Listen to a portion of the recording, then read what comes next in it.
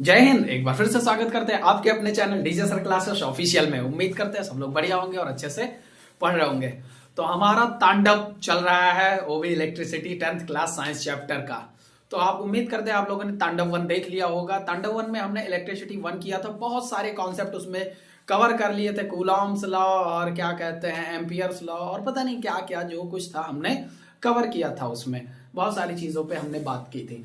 अब हम आगे आ चुके हैं, ये उसी का तांडव 2.0 है। ये तांडव 2.0 है और इसमें हम देखेंगे, जिसने तांडव 1 नहीं देखा है वो डिस्क्रिप्शन में लिंक पड़ा है, वहां से जाकर के देख लो, क्योंकि बहुत ही बेसिक से हमने इंट्रोडक्शन से कई सारे न्यूमेरिकल लेकर के चले हैं। अब हम यहाँ पे वो न्यूमेरिकल अभी नहीं करेंगे, हम यहाँ पे कॉन्सेप्ट सीखेंगे। जो जहां पे हमने उस वीडियो को खत्म किया था वहां से नहीं करेंगे, अभी हम कॉन्सेप्ट सीख लेते हैं।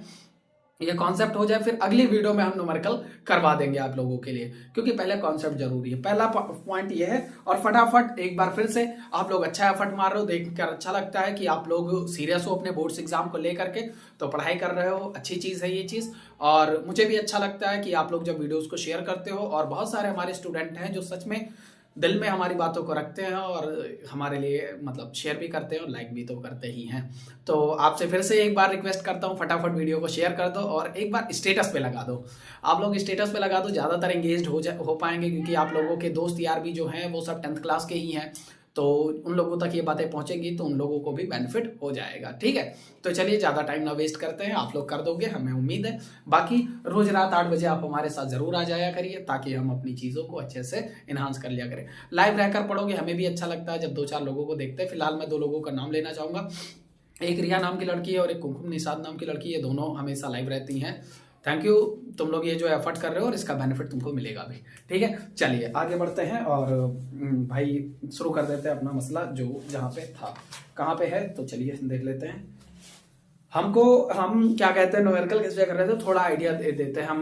मैंने क्या क्या पढ़ा दिया था। हमने आपको चार्ज पढ़ाया था, चार्ज के बाद में हमने आपको इलेक्ट्रिक करंट बताया था, फिर करंट की डायरेक्शन बताई थी, फिर स्विच सर्किट बताया था हमने आपको, फिर कूलॉम्स लॉ बताया था, फिर उसके बाद में ये अमीटर बताया था, वोल्टमीटर बताया था, इन दोनों के बीच का डिफरेंस बताया था, फिर रेजिस्टेंस और रेजिस्टर्स बताया था कि कॉम्बिनेशन ऑफ रेजिस्टेंस कैसा होता है। तो एक पैरेलल होता है, एक सीरीज होता है, फॉर्मूला भी बताया था सीरीज का नॉर्मली होता है कि R equal to R1 plus R2 plus R3 dot dot dot Rn तक होगा। और जो क्या कहते हैं पैरेलल का बताया था 1/R equal to 1/R1 1/R2 plus 1/R3 dot dot dot 1/Rn तक बताया था। ये सारी चीजें, और इस पे कई सारे हमने न्यूमेरिकल, कई सारे क्या 3 या 4 न्यूमेरिकल हमने भी किए थे, तो हमने यहाँ पढ़ लिया था। आज हम उसके आगे का कॉन्सेप्ट पढ़ते हैं। न्यूमेरिकल लास्ट में करेंगे, अभी कॉन्सेप्ट पढ़ लेते हैं। चलिए ज्यादा वेस्ट नहीं करेंगे टाइम। चलिए सबसे पहला लिखा है heating effect of a electric current. Heating effect of a electric current, तो हेडिंग डाल दो heating effect of a electric current. क्या होता है इन सभी चीजों को अच्छे से समझेंगे। Heating effect of the electric current. Heating effect of the electric current क्या होता है, इसको हम अच्छे से समझेंगे तो आराम से देख लेते हैं। तो लिखिए the process of rise in temperature. लिखिए the process of rise, the process of rise in temperature, the process of rise in temperature of a conductor due to flow of a conductor due to flow of charge, charge ही है ना, flow of current is called, flow of current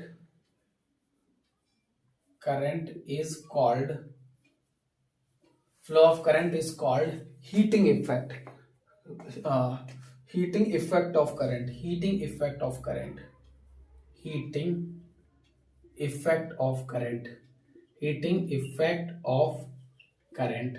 ये आपका मतलब definition है। इस पे कैसे मामला बनेगा तो मैं एक एक चीज को लिखूंगा और आराम से समझा दूंगा। सबसे पहली बात यहां से होगी कि I इक्वल टू क्या होता है, Q अपॉन T होता है।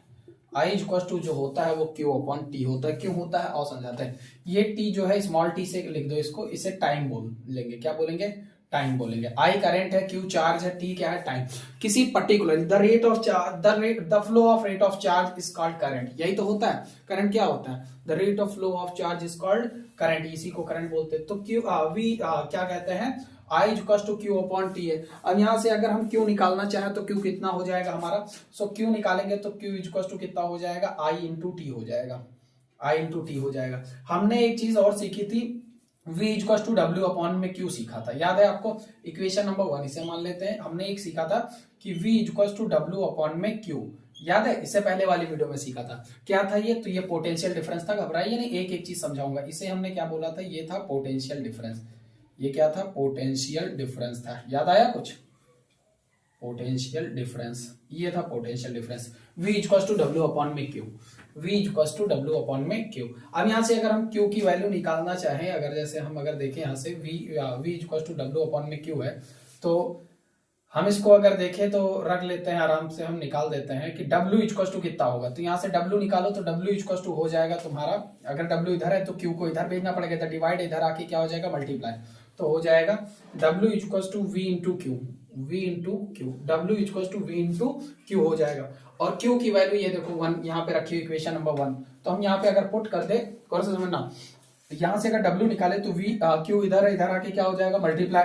अब हमें क्या चाहिए, यहाँ पे हमने इसको निकाला w equal to v into Q, और q की वैल्यू है आई टी। तो हम लिखेंगे क्या, w equal to v into I T. ये हमारा है w equal to v into I T. और एक फॉर्मूला हमें ये भी पता था, हमें ये पता है, एक तो फॉर्मूला तुम्हारा ये आ गया, एक तो ये हाई है, एक हमने फॉर्मूला आपको लिखाया था v equal to I R, याद है आप लोगों को?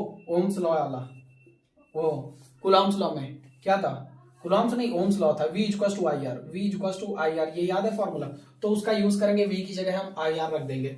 तो v की जगह हम अगर आई आर रख देंगे तो w कितना बन जाएगा, तो w बन जाएगा तुम्हारा, v की जगह रख दिया आई आर, तो हो गया i into R into I into T. यही तो होगा, देखो v की जगह आई आर ये लिख दिया, i ऐसे ही और t ऐसे ही। तो ये हो जाएगा तुम्हारा w equal to I square into R T.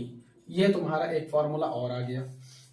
दूसरा चीज, अगर मैं यहीं से एक चीज और बोल दूं कि यहीं पे हम ये वाला लिख दें, इस जगह पे अगर मैं ये लिख दूं, जैसे लिखा हुआ है w equal to v into I into T लिखा हुआ है, और ये फॉर्मूला तुमको पता है v equal to I R लिखा हुआ है, लेकिन यहीं से मैं कह दूं क्या कहते हैं, वो आई निकाल दो, क्या निकाल दो, आई निकाल दो। तो आई इक्वल टू कितना हो जाएगा, तो आई इक्वल टू हो जाएगा v अपॉन में r हो जाएगा, उठा के यहाँ रख दो। तो w इक्वल टू कितना हो जाएगा, v ये हो जाएगा v इंटू आई की जगह कितना हो जाएगा, v अपॉन में r इंटू में t हो जाएगा। तो ये आ जाएगा तुम्हारा क्या कहते हैं, w equal to v square into T upon में r। तो इस फॉर्मूले को भी ध्यान रखना, क्या w equal to V square into T upon में r, ये तुम्हारा क्या कहते हैं फॉर्मूला बन जाएगा। और w क्या, इसमें जो निकलेगा वो जूल निकलेगा, क्या निकलेगा, जूल निकलेगा। आप समझ लीजिए इस चीज को गौर से, एक बार फिर से एक्सप्लेन कर दे रहा हूं, समझना गौर से। हमें चार्ज कैसे पता चलता है, the rate of flow of charge there is called current, the rate of flow of charge there is called current, यानी rate of flow of charge यानी Q अपॉन पर यूनिट टाइम, यानी कितना चार्ज कितने टाइम में flow हो रहा है उसको बोलते हैं करंट। अब हमें Q चाहिए तो T को इधर भेज देंगे, तो Q इक्वल टू यानी चार्ज इक्वल टू हो जाएगा I इंटू टी। पहली इक्वेशन हमने ये मान ली। फिर दूसरा क्या था, V equal to W upon में Q, V क्या है तुम्हारा पोटेंशियल डिफरेंस, W क्या है वर्क डन, Q क्या है चार्ज, पर यूनिट चार्ज पे जो वर्क डन होता है उसे पोटेंशियल डिफरेंस कहते हैं, जो कि हमने लिख दिया। अब हमें ये पता है, अब यहां से अगर हमको W चाहिए तो W यहीं पे रखो, Q को इधर भेजो, तो W equal to V into Q हो जाएगा। और हमें ये पता है कि हाँ ये क्या कहते हैं, V equal to I R होता है, तो V की जगह हमने क्या पुट कर देंगे, हमने यहाँ पे रख दिया क्या कहते हैं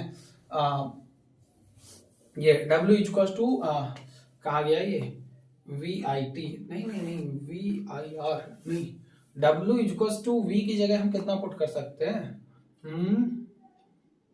हाँ सही तो है, v तो ऐसे ही रखा, q की जगह हमने ये पुट कर दिया, देखो q की जगह हमने it पुट कर दिया, ठीक है, v ऐसे ही रखा, q की जगह ये देखो ये वाला it रख दिया।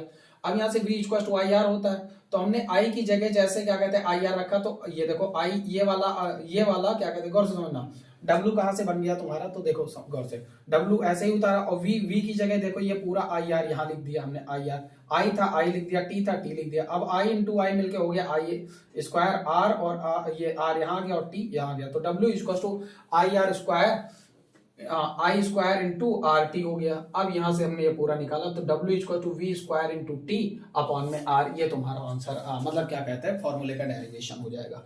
अब अगर ये चीजें समझ आ गई तुमको ना, तो अब अगर ये समझ आ गई तो इसके आगे हीटिंग इफेक्ट में हम तुमको दिखा देते हैं कि इनका कैसे जरूरत पड़ेगी। तो चलिए इसको कहो तो इरेज कर दे, ऊपर वाला इरेज कर दे आराम से, फट से इरेज तो हो जा रहा है, हमको लगा था ना इरेज होगा। नोट कर लो, स्क्रीनशॉट मान लो, क्योंकि अभी इसमें और एक चीज कराएंगे। ये अभी डब्ल्यू पे कॉन्सेप्ट पे है, अभी डब्ल्यू को हम एच से कन्वर्ट करेंगे, एच में कन्वर्ट करेंगे डब्ल्यू को। इतना किया तुमने। अब चलिए देखिए क्या कहते हैं ये, अब हम इसको मान लेते हैं कि ये कैसे चलेगा हमारा। तो ये क्या कहते हैं, दो तीन फॉर्मूले जो हैं उनको मैं लिख ले रहा हूं। कौन कौन से फॉर्मूले तुम्हारे पास निकल के आए? एक निकल के आया है W equal to V into Q, एक ये निकला है। दूसरा निकला है W equal to into V into I T निकला है। टी ऐसे स्मॉल टी बनाओ, ज्यादा सही रहेगा, टी निकले है। नेक्स्ट है W इक्वल टू कितना, आई स्क्वायर अपॉन में आर इंटू टी, ठीक है। फिर उस तरफ क्या निकला हुआ है, निकला हुआ W इक्वल टू निकला हुआ है V square into T upon में आर। इतने फॉर्मूले निकले हैं। कह लो सर इतने फॉर्मूले आपने W के बता दिए हैं, हम इतने का यूज कहाँ करेंगे? तो भैया जहां पे जिसकी जैसी जरूरत होगी वहां पे वैसा उसका यूज होगा, समझ गए। कपड़े तो सारे होते हैं, पर हमारे पास अलग अलग कपड़े होते हैं ना, शादी में ये वाला पहनेंगे, घर पे ये वाला पहनेंगे, खेत में ये वाला पहनेंगे। कह दो सर हम तो खेती करते ही नहीं। बहुत सारे बालक हैं जो खेती भी करते होंगे, ऐसा नहीं है। हाँ भाई, है कोई खेती वाला यहाँ पे? देसी बालक गामा के हैं। और भैया अमरजीत कहाँ हो तुम? है ये लड़का उस दिन से दिखाई नहीं पड़ा, बोल रहा था सर कहाँ बैठे हैं, नहीं बोलेंगे, कह रहा था सर आपने इंसल्ट कर दी। ऐसा नहीं है मेरे बच्चे। चलिए calculation of heat in produced, हम हीट के फॉर्मेट में देखते हैं। तो सबसे पहले मैं बता दूं आपको, 1 कैलोरी इक्वल टू होता कितना है।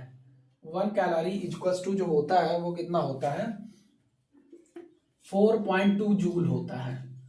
1 कैलोरी इक्वल टू 4.2 जूल होता है, सही है? हाँ बिल्कुल सही है।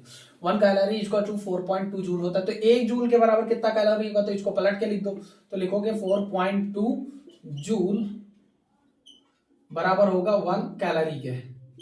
सो 1 जूल किसके बराबर होगा? 1 जूल किसके बराबर होगा? तो 1 जूल बराबर होगा क्या कहते हैं, 1 अपॉन में 4.2 जूल के बराबर होगा, 4.2 कैलोरी के बराबर होगा। अब यहां से अगर मैं डब्ल्यू जूल की बात कर दूं, डब्ल्यू जूल मतलब वर्क डन की बात कर दूं, अगर ऐसे ही लगा दूं तो ये कितना हो जाएगा, ये हो जाएगा डब्ल्यू अपॉन में 4.2 जूल कैलोरी हो जाएगा। और डब्ल्यू से अगर मैं बात करूं तो जितने यहाँ पे डब्ल्यू है उस हिसाब से यहाँ पे रख दो, आपका आंसर हो जाएगा। जैसे यहाँ पे हम लिख दे डब्ल्यू, ये वाला डब्ल्यू ये रख दे डब्ल्यू वी आई टी, यहाँ पे लिख दे हम वी आई टी, इसकी जगह पे क्या लिख दे, ये वाला लिख दे, क्या कहते हैं, ये वाला W I square into R T वाला।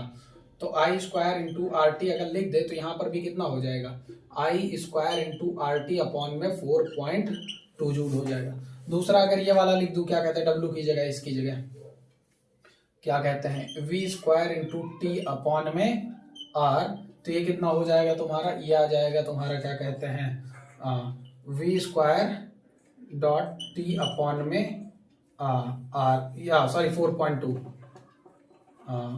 अपॉन में आर, तो 4.2 मल्टीप्लाई बाय आर, ये तुम्हारा आ जाएगा। तो ये इस तरह से भी मामला डन हो सकता है आपका, इन सभी जगहों पे डब्ल्यू हो सकता है। तो आपके ये सारे फॉर्मूले बन गए। कहते हो सर समझ कुछ नहीं आ रहा है, तो मैं बता दूं थोड़ा सा मामला यहाँ पे टफ होगा, थोड़ा सा आपको समझना पड़ेगा यहाँ पे। या मैं एक चीज लिखना चाहूँ तो यहाँ पे ये चीज लिख देता हूँ कि आपको घबराना नहीं है। जो जो फॉर्मूला डब्ल्यू का है, जो जो फॉर्मूला डब्ल्यू का है वही एच का होगा। यानी डब्ल्यू इक्वल टू हम एच कर सकते हैं, डब्ल्यू इक्वल टू हम एच कर सकते हैं। तो यहाँ पे मैं लिख दे रहा हूँ H equal to V into Q, H equal to V I T, H equal to ये इतना, फिर एच इक्वल टू ये। तो ये पूरा फॉर्मूला बन सकता है, ये पूरा का पूरा शीट ही बन सकता है। आप इसको लिख लो, अभी यही काम आएगा आगे चल के, ठीक है? ज्यादा नहीं समझना। Work done is the form of heat, सीधा लिख दो बस, इससे ज्यादा नहीं। चलिए स्क्रीनशॉट ले लिए, इसको डिलीट कर देते हैं, मतलब इरेज कर देते हैं, और आगे बढ़ चलते हैं, अपने कॉन्सेप्ट को सीखते हैं और इस पे न्यूमेरिकल देखते हैं, बनाते हैं कुछ, कैसे बनते हैं, कैसे क्या होते हैं, समझ गए? चलिए लड़के कह रहे हैं सर समझ नहीं आ रहा। बाबू बस थोड़ा सा अभी आगे समझ आने लगेगा। चलिए क्वेश्चंस करते हैं। तो सॉरी, जय हो। अब क्वेश्चंस करते हैं। लिखा हुआ है यहाँ पे, आप बताइए, खुद एक बात बताइए। लिखा है an electric heater a charge of 12 coulomb. In an electric heater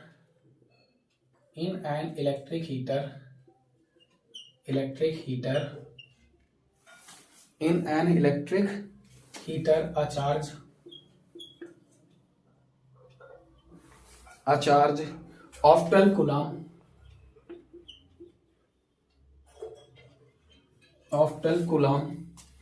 coulomb is flowing on a potential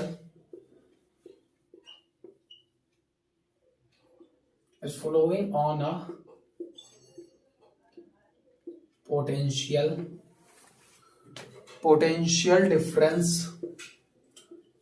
difference पूरा पता नहीं क्यों लिख देता हूं, पीडी लिख देते हैं। Potential difference of 120 volt. How much energy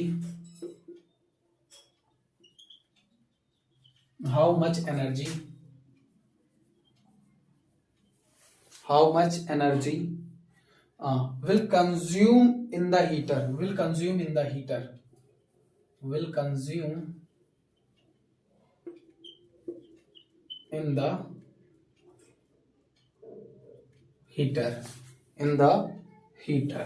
ये आपका क्वेश्चन है। तो लिखा है in an electric heater a charge of 12 coulomb. सबसे पहले गिवन लिखो, उसके बाद आइडिया लग जाएगा फॉर्मूला कौन सा लगेगा। 12 कूलम यानी क्यू गिवन है, कितना 12।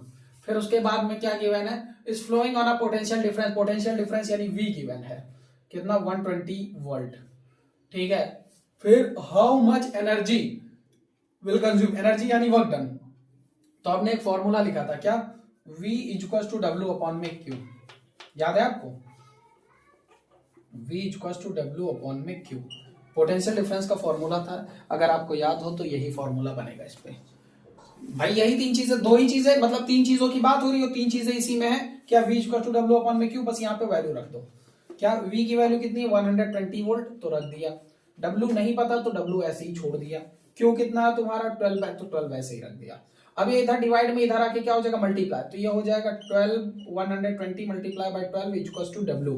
मल्टीप्लाई कर दिया, 12 या 12 में 144, और ये 0 है वो लगा दो, और यहाँ पे कितना आ गया W।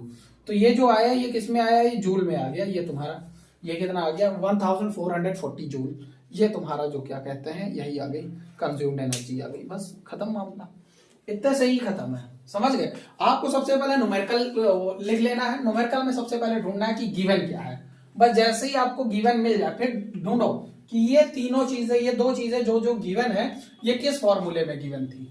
बस आपको आंसर बन जाएगा, इसमें जरा सा भी टाइम नहीं लगेगा। समझ गए। चलिए आगे बात कर देते हैं। आगे लिखा हुआ है हमारे पास, क्या कहते हैं, अगला क्वेश्चन है हमारे पास लिखा हुआ है, बताइए इसको। हाँ लिखा हुआ a current of 10 ampere is flow in a circuit. A current of 10 ampere, question है a current of 10 ampere, a current of 10 ampere is flow in a circuit, is flow in a circuit, is flow in a circuit. Calculate the heat produced, calculate the heat produced per second, heat produced per second in a conductor of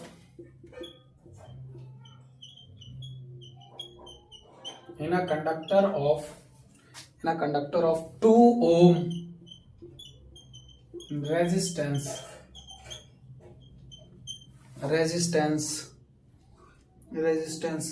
attached in the circuit,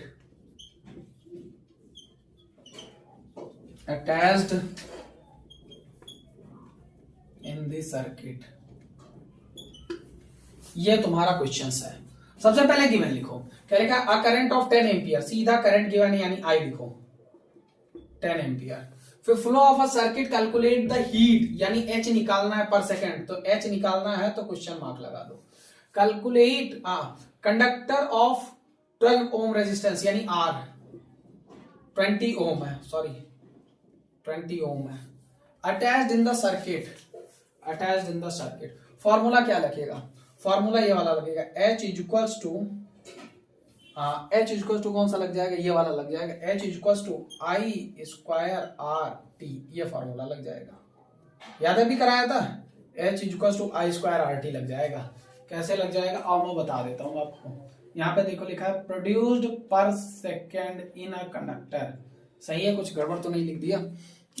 10 ampere circuit calculate the heat produced per second, हाँ पर second बात करा, पर second ये देखो time भी है, यानी टी, टाइम कितना है हमारे पास 1 सेकेंड, टाइम 1 सेकेंड है। चलिए फॉर्मूले पर रख देते हैं। फॉर्मूला क्या कहता है, हीट निकालना H equals to I square R T, ये फॉर्मूला लगाना है। तो H हमें निकालना है, H ऐसे ही छोड़ दो, I कितना है तुम्हारा 10 एम्पियर, तो 10 लिख दिया, 10 का स्क्वायर है, स्क्वायर लगा दिया, इनटू R, R कितना है तुम्हारा 20, तो 20 लिख दिया, T कितना है तुम्हारा 1 सेकेंड, तो 1 लिख दिया। कितना हो जाएगा, H इक्वल्स टू हो जाएगा तुम्हारा 10 की पावर 2 यानी 100 मल्टीप्लाई बाई 20, ये आ जाएगा तुम्हारा कितना 2000 जूल आ जाएगा, 2000 जूल आ जाएगा। कितना आ जाएगा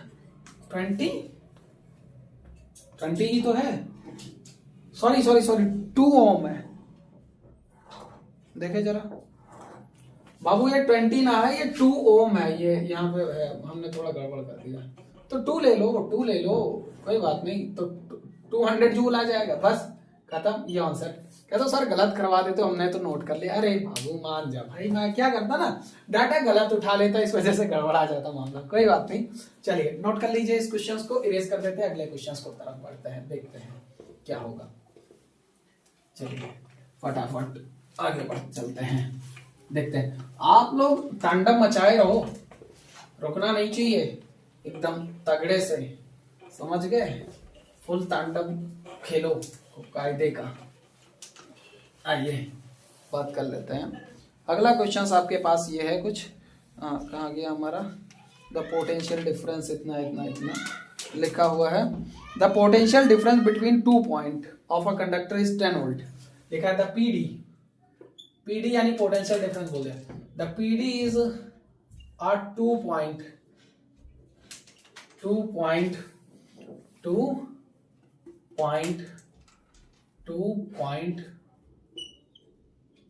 of a conductor और 2 point of a conductor। ऊपर कौन कंचा खेल रहा है, कहो तो उड़ा के आ जाए, बदतमीजी कर रहा है, भाग गया, अभी जाते वरना। The potential difference is a 2 point of a conductor, 2 point of a conductor is 10 volt, is 10 volt, is 10 volt. Find the value of current in conductor. Find the value of current in conductor.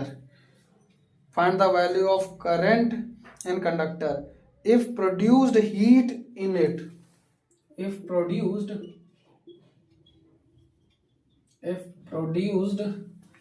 heat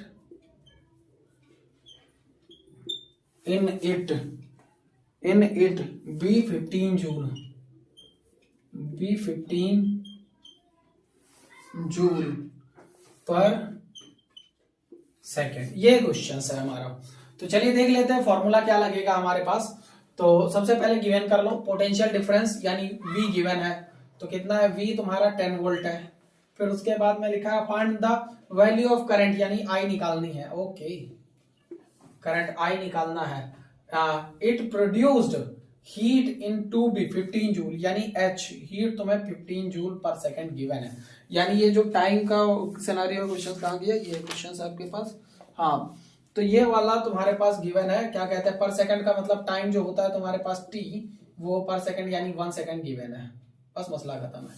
आपको ये वाला formula कराया था W equals to VIT, ये याद है? क्या तो सर याद नहीं है, कुछ याद दिलाओ। तो W equal to V into Q कराया था क्या? तो हाँ ये याद है। और Q equal to I T नहीं होता है, ये बताओ।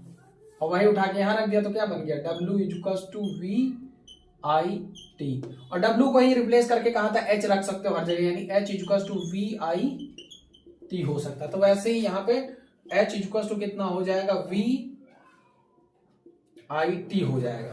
तो H equal to V I T हो जाएगा। H की वैल्यू कितनी है? 15, तो लिख दिया 15। V कितना है तुम्हारा? 10, तो लिख दिया 10। I कितना है तुम्हारा? नहीं पता, ऐसे ही छोड़ दिया। टाइम कितना है तुम्हारा? 1। सो जब I निकालोगे ये इधर आके डिवाइड कर देगा, तो 15 divide by 10 equal to I। काट दो इसको, ये कितने टाइम? 3 टाइम, ये कितने टाइम? 2 टाइम। जब काटेंगे तो I इक्वल टू 3/2 कितने टाइम कट जाएगा? 2 1 जा 2, कितना बचा? 1.5 एम्पियर। ये तुम्हारा आंसर आ जाएगा। क्या सही है?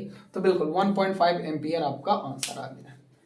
नहीं समझ आया? बोलो। कहते सर आ तो रहा है, थोड़ा थोड़ा आ रहा है। क्या बताऊं ना, थोड़ा तो मामला है ही है, इलेक्ट्रिसिटी है, थोड़ा तो है ही है अच्छे लेवल में। चलिए आगे बढ़ते हैं, हटा देते हैं इसको, अगले क्वेश्चंस की तरफ बढ़ते हैं। आगे देखते हैं क्या होता है। आगे आगे देखो होता है क्या, समझ गए? चलिए इरेज हो जा शिम शिम। और बताओ तुम लोग कैसे हो, क्या हाल चाल? वो एक बात सुनी है, संघर्षों के साए में इतिहास हमारा पलता है, जिस ओर जवानी चलती है उस ओर जमाना चलता है। समझ गए? तो अपने आप को कभी कम मत समझो, तुम सीधा तोप हो तोप, समझ गए? और एकदम तगड़े से रहो।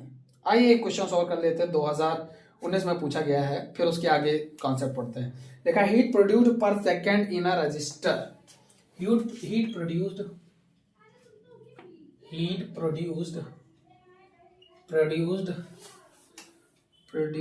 पर सेकेंड इन अ रजिस्टर, पर second in a resistor, in a register of 4 omega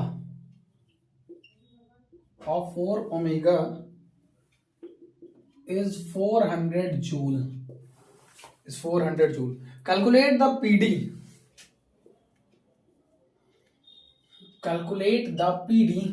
यानी potential difference,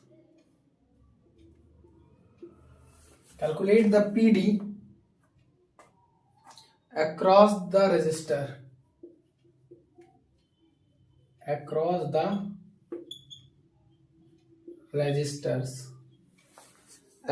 resistors and current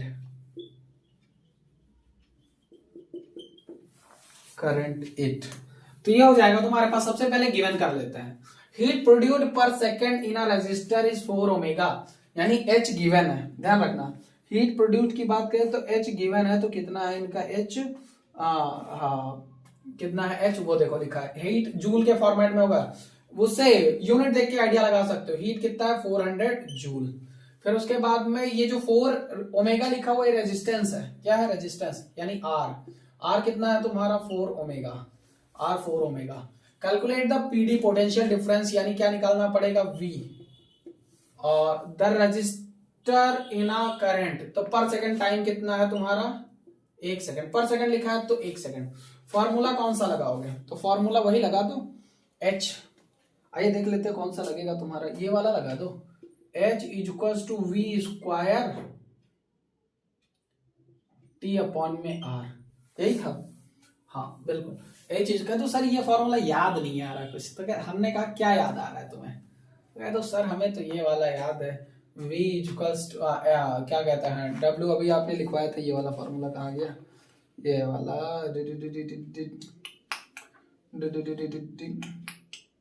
अरे लंबा था, मैंने बनाया था अभी, ये वाला याद है तुमको कि नहीं? W equals to V I T, याद है कि नहीं याद है ये फॉर्मूला?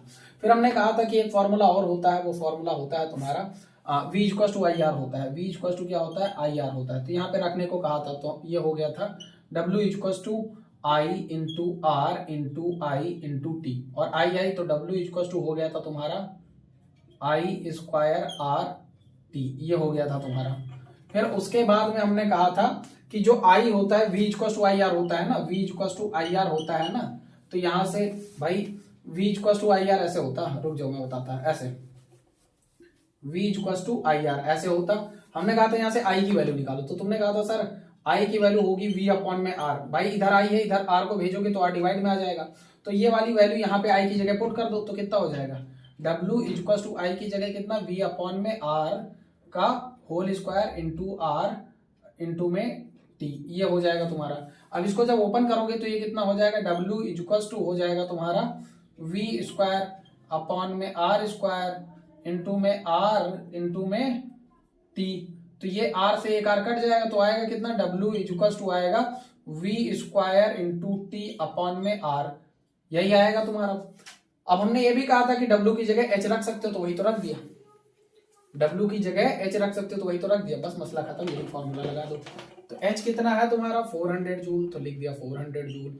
v कितना है तुम्हारा, तो v हमें नहीं पता, v निकालना है तो v स्क्वायर, और ये t कितना तुम्हारा, तो 1 सेकेंड। r कितना तुम्हारा, तो 4, r कितना तुम्हारा 4, ये देखो r 4 है। इसको इधर भेजोगे तो इधर आके क्या हो जाएगा, मल्टीप्लाई हो जाएगा, तो ये हो जाएगा 4 4 जा 16, तो 1600 equals to v square, so v square equals to 1600, so v equals to कितना हो जाएगा, इसका रूट ले लो इधर, तो 1600 का रूट कितना होगा तुम्हारा, तो 4 का रूट 16 होता है तो 40, और वोल्टेज निकाल रहे पोटेंशियल डिफरेंस, तो v, यही आंसर आ जाएगा, कितना आ जाएगा 40, सही है देखिए, सही तो है।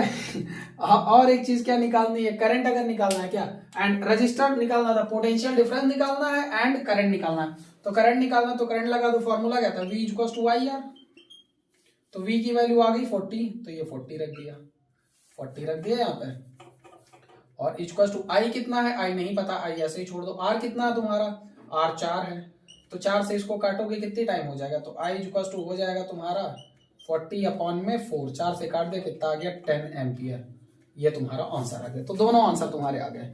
तो उम्मीद करते हैं ये हीटिंग इफेक्ट वाले तुम्हें पूरी तरह से समझ आ गए होंगे। हीटिंग इफेक्ट में सबसे इंपॉर्टेंट चीज है वो है फॉर्मूला। अगर आपका फॉर्मूला तगड़े से है, सही है, तो आप कर लो जाओगे बहुत अच्छे से।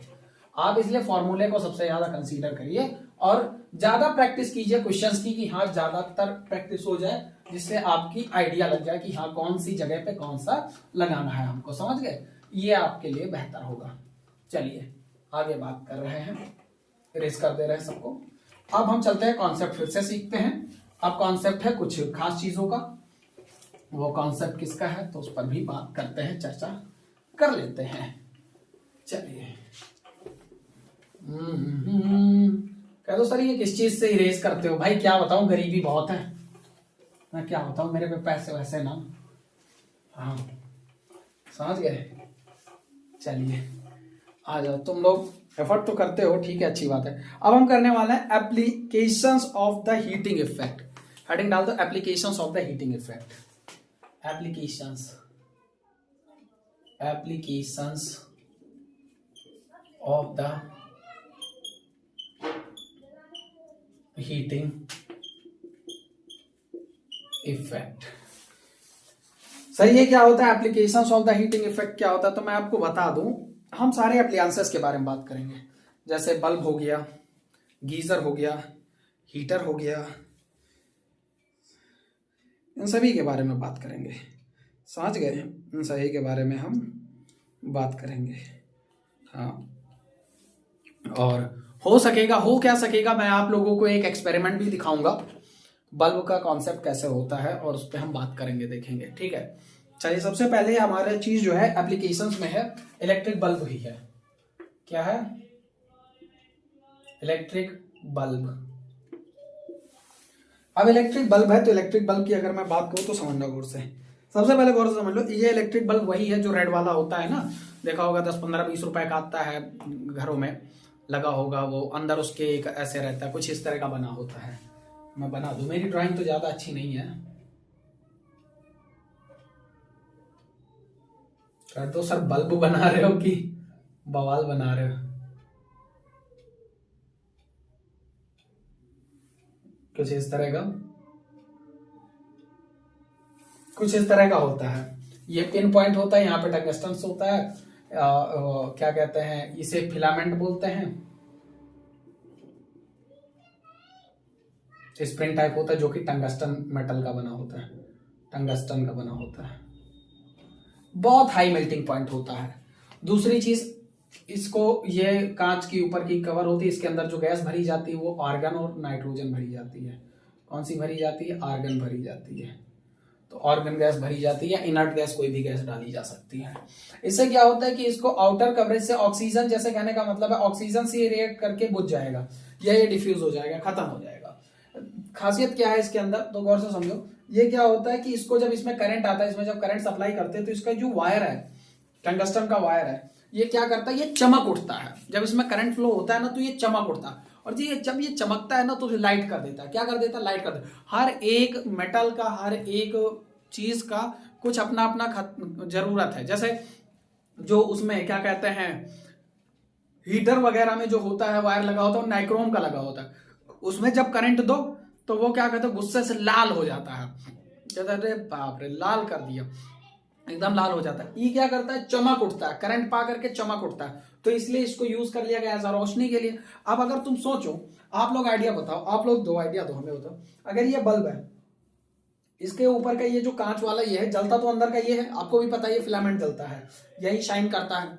अगर ये ऊपर के आउटर कवरेज जो है कांच की, अगर मैं इसको तोड़ दूं लेकिन इसे कोई डैमेज ना पहुंचे, इसे कोई डैमेज ना पहुंचे, तो क्या ये मतलब जलेगा बल्ब कि नहीं जलेगा? बताओ आप लोग, दो आइडिया बताओ कि अगर हम इसको क्या कहते हैं, अगर मतलब फोड़ दे इस बल्ब को, ऊपर की, ये ऊपर का कवर हटा दे, बस ऊपर की कवरिंग हटा दे, तो ये अंदर क्या कहते हैं, ये फिलामेंट जो है ये जलेगा कि नहीं जलेगा?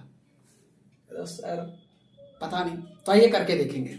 हम इसको करके देखेंगे, इसका एक्सपेरिमेंट देखेंगे, एक सेपरेट वीडियो पे देखेंगे और उस पे देख लेंगे। आज हम बता देते हैं, बता क्या देते हैं, इसको सस्पेंस में ही रखते हैं, जलेगा कि नहीं जलेगा इसको आगे हम देखेंगे। इसको प्रैक्टिकली देखेंगे। हम बल्ब लाएंगे आपके सामने, इसको तोड़ के अलग कर देंगे और इसको हम जला के देखेंगे क्या जलेगा कि नहीं जलेगा। ठीक है, चलिए।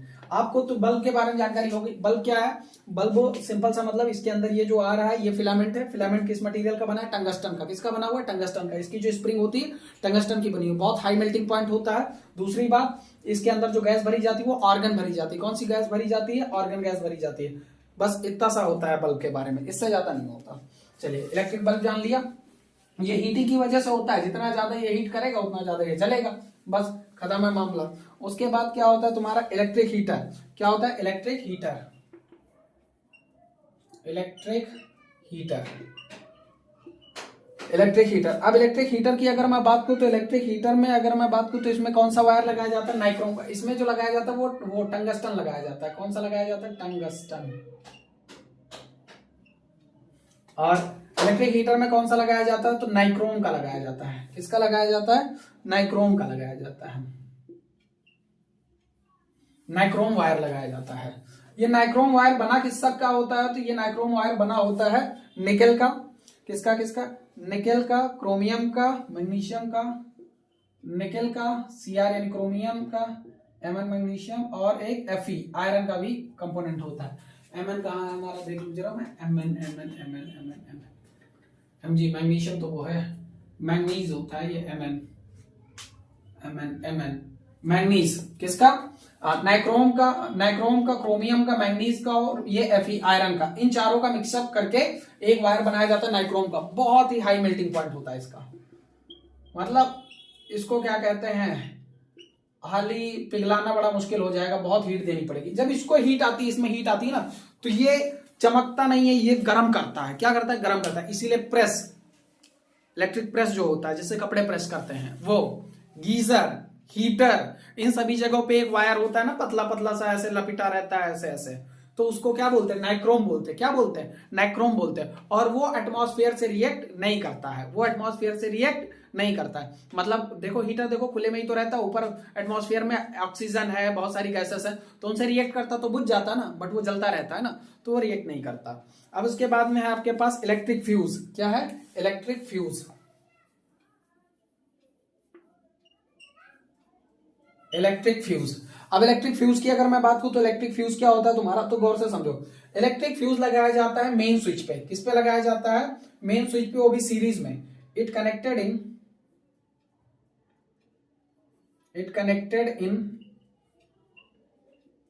सीरीज इन दी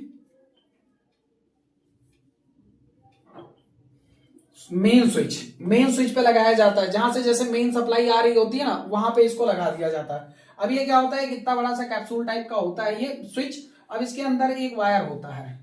इस वायर की क्या होती है, इसको एक जगह पे फिट किया जाता है कि मतलब ये इतना झेल पाएगा। कहां पे? इसको बोलते हैं, क्या कहते हैं, ये उस जगह पे लगाया जाएगा फ्यूज रेटिंग। क्या बोलते हैं उसे? फ्यूज रेटिंग बोलते हैं। क्या बोलते हैं उसे? Fuse rating. ये है फ्यूज रेटिंग। फ्यूज रेटिंग का मतलब क्या होता है समझाते हैं। फ्यूज रेटिंग का मतलब है उसको जितने पे फिक्स कर दिया कि इतने करंट तक, इसमें से क्या होगा, करंट पास होगा इधर से, फिर इधर सभी एप्लायंसेस चलेंगे, हीटर, कूलर, पंखा, बिजली, जो कुछ चलाना चलाओ। तो इसको एक रेट दिया जाता है कि इतने रेट तक अगर आएगा तो तुम झेलना, इससे ज्यादा है तो तुम क्या कर देना, बीच से टूट जाना फट से। ये ऐसे जा रहा है, बीच से टूट जाना। अब बीच से ये टूट जाएगा तो क्या होगा, सप्लाई रुक जाएगी, करंट जा ही नहीं पाएगा। और जब करंट नहीं जाएगा तो आगे के एप्लायंसेस चलेंगे नहीं। ये कब होता है? तो जैसे क्या होता है कि जैसे घरों में कई बार शॉर्ट सर्किट हो जाता है, जिसकी वजह से बहुत भयानक आग लग जाती है, कई सारी कैजुअलिटीज को लॉस होता है, बहुत सारी चीजें दिक्कत आती है। तो इससे क्या होगा जानते हो? इससे ये हो जाएगा कि आपका जो शॉर्ट सर्किट हुआ, और जैसे ही शॉर्ट सर्किट होगा तो इस पे लोड पड़ेगा। ये जो फ्यूज है ना, इस फ्यूज वायर पे लोड पड़ेगा। फ्यूज वायर बनता किसका है तो ये बता दो, ये बहुत इंपॉर्टेंट है। फ्यूज वायर का मटेरियल पूछ लिया जाता है। फ्यूज वायर बना होता है, क्या कहते हैं, एक अलाय होता है, वो बना होता है टिन और लेड का। किसका? टिन और लेड का। टिन और लेड का ये बना होता है। कितने परसेंट होता है? तो टिन 67% होता है, 67% टिन होता है, और जो 33% है वो क्या होता है, लेड होता है। इन दोनों मटेरियल, आप इस बात का ध्यान रखना, एक नंबर में पूछा जाता है इलेक्ट्रिक फ्यूज किस मटेरियल का बना होता है, तो टिन और लेड का बना होता है। इलेक्ट्रिक फ्यूज किस मटेरियल का बना होता है? टिन और लेड का बना होता है। बहुत अच्छे से ध्यान रखना। अब इसमें क्या होगा कि जैसे ज्यादा हुआ, यानी फ्यूज रेटिंग से ज्यादा करंट आ रहा है, तो ये अपने आप को तोड़ देगा, कहेगा जो हम नहीं जा रहे, छोड़ दिया साथ। कई बार क्या होता है ना, साथ छोड़ देगा, बस आराम से आगे का मसला क्या होगा। अब जो चीज, जैसे कहने का मतलब आप खुद सोचो, जैसे करंट को सेव कर रखा है कि इतना करंट जाना चाहिए। अब आपका जो स्टेबलाइजर है, उसकी जो करंट स्टेबलाइजर कंट्रोल करने के लिए रखा जाता है, अब मान लो उसको 220 वोल्ट पे फिक्स कर रखा है। अब मान लो सप्लाई आ गई 240 की, 250 की, धाड़ धाड़ धाड़ दगना शुरू कर देगा। तो इससे बेहतर है एप्लियंसेस दगे, उससे पहले फ्यूज सस्ता आता है, 50-60 रुपए में फ्यूज आ गया तुम्हारा, आराम से फ्यूज लगा दिया, ज्यादा करंट आया, फ्यूज कह दे जो तोड़ दिया रिश्ता। और रिश्ता तोड़ लिया, आगे का कनेक्शन ही नहीं पहुंच पा रहा है, तो आगे तुम्हारा एसी, फ्रिज, कूलर सब आराम से बच गया, जला नहीं, वरना धक धक धक धक जाता, वहीं पर दगता धाए धाए धाए।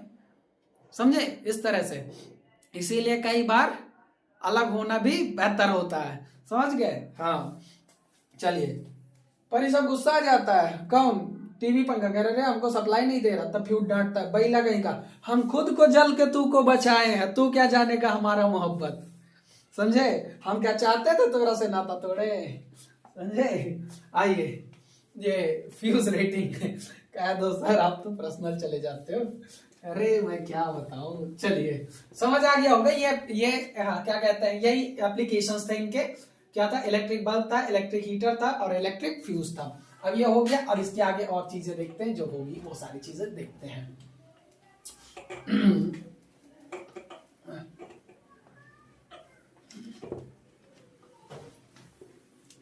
अब इरेज ही नहीं हो रहा है, जल्दी से चलिए फटाफट और चीजें कुछ सीख लेते हैं, जो कुछ बची हैं वो भी सीख लेते हैं, फिर आगे मसला बढ़ाते हैं, देखते हैं। अब पावर बचा होगा, हीटिंग पावर बचा होगा, हीटिंग इफेक्ट का पावर बचा होगा। ये क्या है तुम्हारा? तांडव 2.0। मजा आता है ना? लड़के सोच रहे होंगे सर पता नहीं क्या क्या नाम लेकर के आते हैं, तांडव। चलिए अब इलेक्ट्रिक पावर के बारे में सीखते हैं। किसके बारे में सीखते हैं? Electric power. अब आइए इलेक्ट्रिक पावर के बारे में डाल दीजिए, हेडिंग डाल दीजिए इलेक्ट्रिक पावर। बस ये कॉन्सेप्ट खत्म ही है अब। इलेक्ट्रिक पावर के बाद, बस इलेक्ट्रिक पावर के बाद खत्म है, फिर न्यूमेरिकल। इलेक्ट्रिक पावर हेडिंग डाल दीजिए, इलेक्ट्रिक पावर। इलेक्ट्रिक पावर, अब इलेक्ट्रिक पावर की अगर बारे में बात करें तो लिखा है the rate of electric energy consumed in a electric circuit. The rate of electric energy, the rate of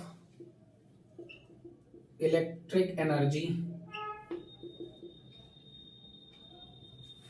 the rate of electric energy consumed in an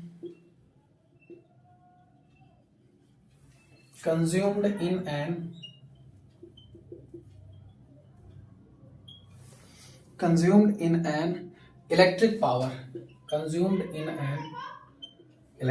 लिखा है the rate of electric energy consumed in an electric power, यही है the rate of electric energy, यानी कितने time में कितनी energy consume होती है उसी को क्या बोलते हैं, इलेक्ट्रिक पावर बोलते हैं। फॉर्मूला सीधा समझो, P equal to W upon T, definition से नहीं पर फॉर्मूले से समझ जाओगे, कितना काम हो रहा है कितने टाइम में उसी को पावर बोलते हैं।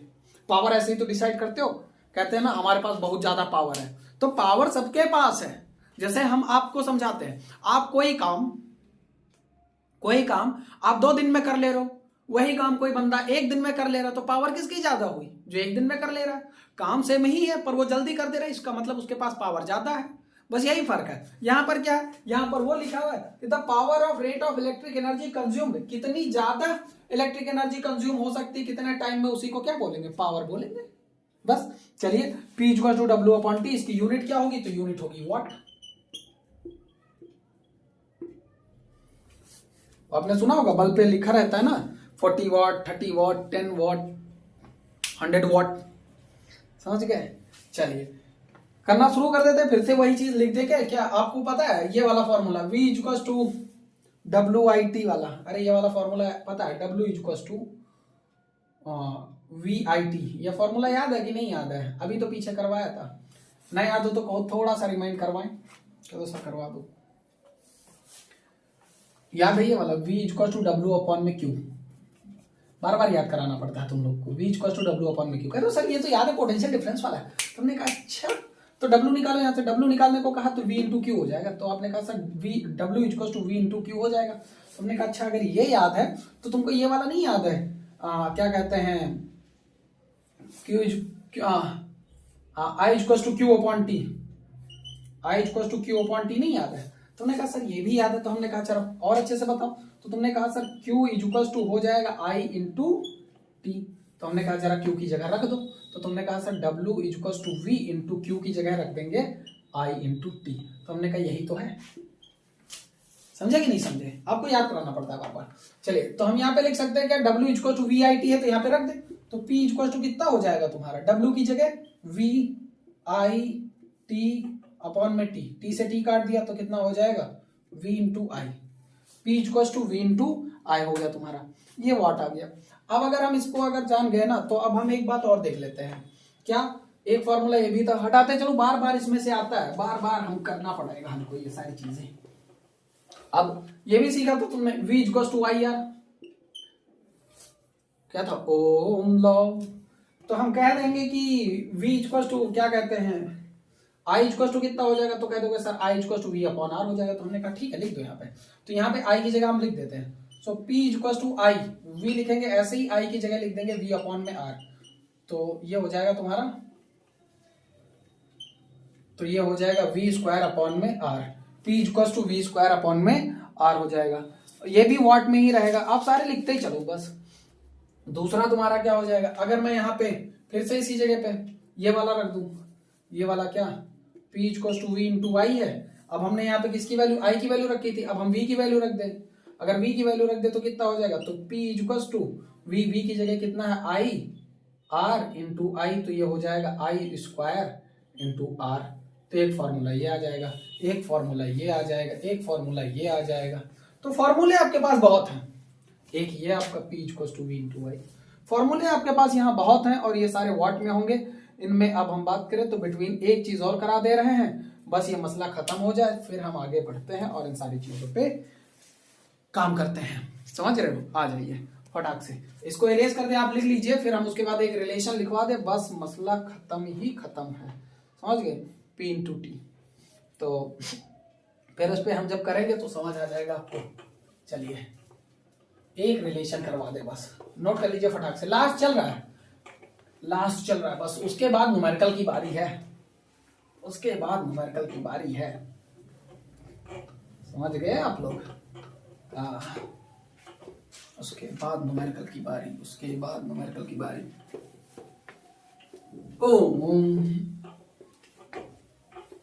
और बताओ तुम लोग, कुछ ठंड वंड लग रही है कि नहीं? हमें तो ना लग रही भाई, बिल्कुल भी, जरा सा भी नहीं लग रही है। तो पहन लिया ऐसे शौक में, अच्छा लगता है बस, वरना मैं ना पहनता। मैं मुझे ठंड नहीं लगती।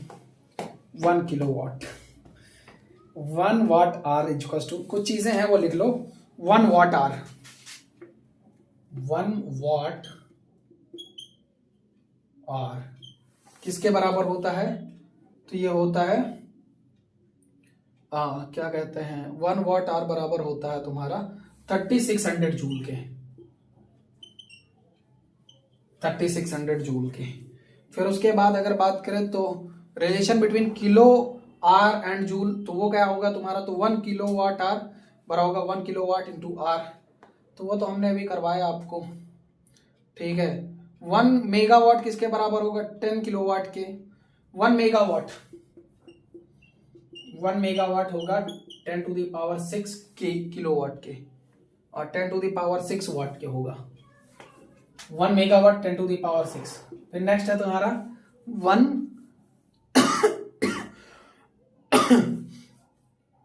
बस इतना सा, बस इससे ज्यादा कुछ नहीं है। अब इस पे तुम्हारा जो न्यूमेरिकल आएगा वो न्यूमेरिकल वही सब आएगा, क्या कहते हैं, अरे क्या नाम है उसे, क्या बोलते हैं, पावर से रिलेटेड न्यूमेरिकल है। तो पावर से रिलेटेड न्यूमेरिकल अब हम करेंगे क्या कहते हैं अगले लेक्चर में। थोड़ा सा टाइम, कुछ काम है मुझे, तो इतने पे मैं छोड़ दे रहा हूँ, और उम्मीद करते हैं 3.0 पे सब खत्म हो जाए, क्योंकि कॉन्सेप्ट तो हमने सब खत्म कर दिया। अब इसमें बचा नहीं है, कुछ नहीं बचा है, मैं एक बार चेक कर लूँ, बस कुछ नहीं बचा है। अब सीधा न्यूमेरिकल है, तो न्यूमेरिकल बचा है पावर पे, और सिर्फ मतलब न्यूमेरिकल ही बचा है। तो अब हम ढेर सारे न्यूमेरिकल भर भर के कर लेंगे इस कॉन्सेप्ट पे, बस उसके बाद मसला खत्म। यानी एक अरे क्या कहते हैं, तांडव का 3.0 भी आएगा। तो उम्मीद करते हैं आप लोगों को समझ आया होगा। तो शेयर कर देना वीडियो को, लाइक कर देना, एक प्यारा सा कमेंट लिख देना। जय हिंद, और हम मिलेंगे फिर अगली रात को 8 बजे, और देखते हैं क्या होता है सब, ठीक है। देखते रहिए डीजे सर क्लासेस, मिलते हैं अगले लेक्चर में, तब तक के लिए जय हिंद।